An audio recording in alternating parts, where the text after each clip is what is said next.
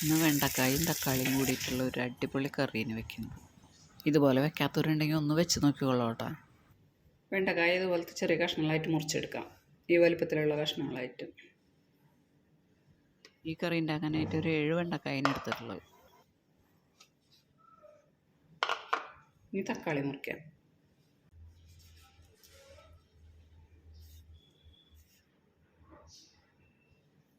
ഈ കറി ചോറിൻ്റെ കൂടെ മാത്രമല്ല, ചപ്പാത്തി, പൂരി, അപ്പം അതിൻ്റെ കൂടെയൊക്കെ കഴിക്കാനും നല്ലതാണ്.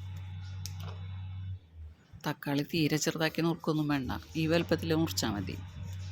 പിന്നെ ഇത് വെന്ത് പേസ്റ്റ് ആവുമൊന്നും വേണ്ട. തക്കാളി അധികം ഉടയാണ്ട് കിടക്കണം.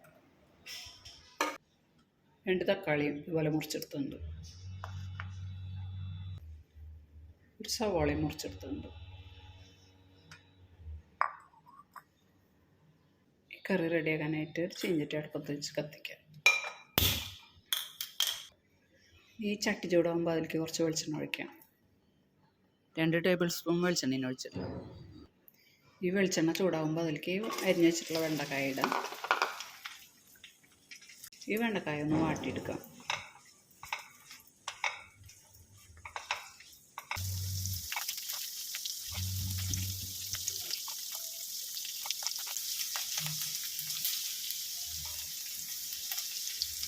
ഇത്ര വാടിയാൽ മതി. ഇത് കോരി വയ്ക്കാം. തീയൊന്ന് കുറച്ച് വെച്ച് കോരി വയ്ക്കാം.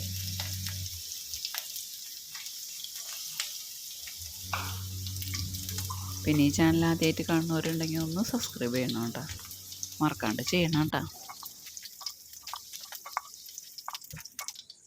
ഇതിലേക്ക് സവാള അരിഞ്ഞതാണ്, ഒരു മീഡിയം സൈസ് സവാള അരിഞ്ഞതാണ്.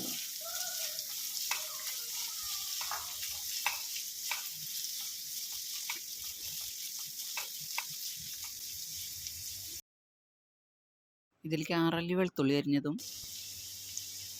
1/4 ടീസ്പൂൺ ഇഞ്ചി അരിഞ്ഞതും 3 പച്ചമുളക് അരിഞ്ഞത് ഇടുന്നുണ്ട്. ഇതൊന്ന് വഴറ്റിയെടുക്കാം.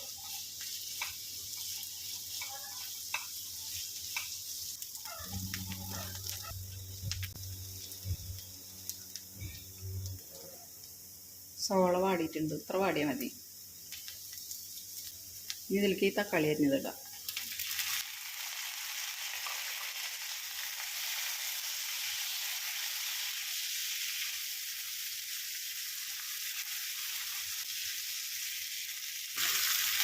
ഇതിലേക്ക് 1 സ്പൂൺ മല്ലിപ്പൊടി ഇടാം. 1/2 സ്പൂൺ മുളക് പൊടി ഇടാം. 1/4 ടീസ്പൂൺ മഞ്ഞൾപ്പൊടി ഇടാം. ഇനി എനിക്ക് കുറച്ച് ഗരം മസാല ഇടാം.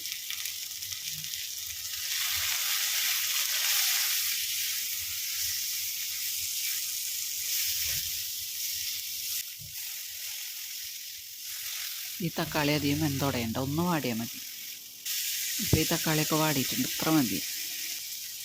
ഇനി ഇതിലേക്ക് ഈ വെണ്ടക്കായ വാട്ടിയിട്ടിടാം.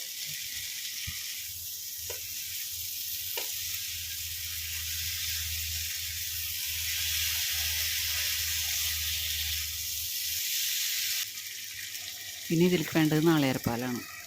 അത് ഞാൻ അരമുറി നാളികേരത്തിൻ്റെ പാല് പിഴിഞ്ഞെടുത്തിട്ടുണ്ട്, ആ പാലാണ് ഒഴിക്കുന്നത്. ഇതിൽ തേങ്ങാപ്പാൽ തന്നെ വേണമെന്നില്ല, തേങ്ങ അരച്ചിട്ട് ഒഴിക്കാം. ഇവിടുത്തെ മിക്സിയിൽ അറിയില്ല ശരിക്കും, ഞാൻ അതുകൊണ്ടാണ് തേങ്ങാപ്പാൽ എടുത്തത്. ഇതിലേക്ക് കുറച്ച് വെള്ളം കൂടി ഒഴിക്കുന്നുണ്ട്. ഇതിലേക്ക് 1/2 ഗ്ലാസ് വെള്ളം ഒഴിച്ചിട്ടുണ്ട്. ഇതിൽ പാകത്തിന് ഉപ്പിടാം.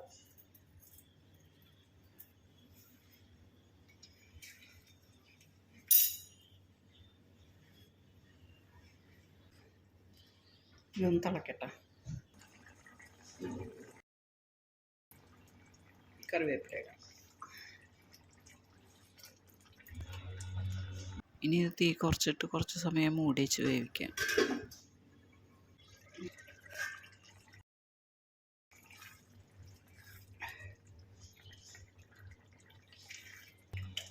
കറി നല്ല പാകമായിട്ടുണ്ട്.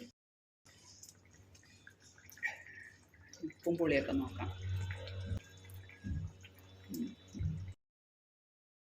ഇതിൽ പുളി പോരാൻ തോന്നുന്നവർക്ക്, ഈ തക്കാളിയുടെ പുളി പോരാൻ തോന്നുന്നവർക്ക് സ്വല്പം പുളി പിഴിഞ്ഞൊഴിക്കാം കേട്ടോ. ഇത് ഓഫ് ചെയ്യാം. ഇനി ഇതിലേക്ക് കടുക് പൊട്ടിക്കണം. ഇതിലേക്ക് 1 ടീസ്പൂൺ വെളിച്ചെണ്ണ ഒഴിക്കാം. കടുക് ഇടാം.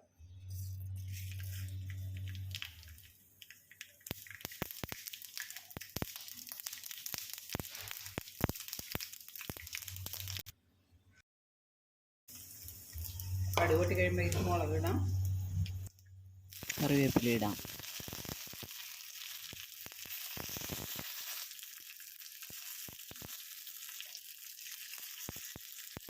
ഇനി ഇത് ഈ കറിയിലേക്ക് ഒഴിക്കാം.